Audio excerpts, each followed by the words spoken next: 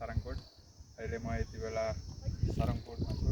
त्यो सरङकोटको माथिल्लो भ्यू पोइन्टबाट म तपाईँहरूलाई यो सुन्दर दृश्य देखाइरहेको छु। यताबाट तपाईँले पामे घाँटीतिर भन्ने गाउँ देख्न सक्नुहुन्छ र यो सरङकोटमा अन्नपूर्ण केबल कारको सुविधा पनि रहेछ। यो अन्नपूर्ण केबल कारसँगै त्यहाँ साइक्लिङ गर्ने उस पनि रहेछ, हावामा साइक्लिङ गर्ने पनि रहेछ त्यहाँ रमाइलोको लागि।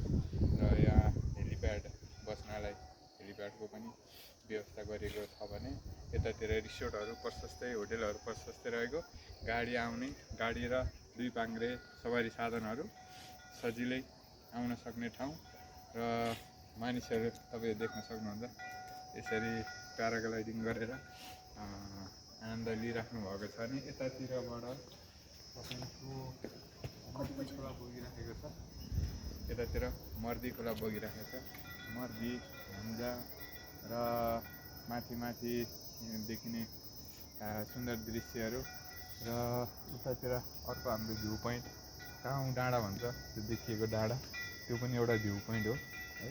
त्यहाँबाट पुरै अब यो बाटोले चौर, लामो चौर भन्ने यतातिर भयो, महेन्द्र गुफातिर यो दृश्य तपाईँहरूले देख्न सक्नुहुन्छ भने अब हामी केही क्षणमा नै यो सरङकोटको भ्यू टावरमा गएर तपाईँहरूलाई फेरि अरू थप अपडेट गराउनेछौँ।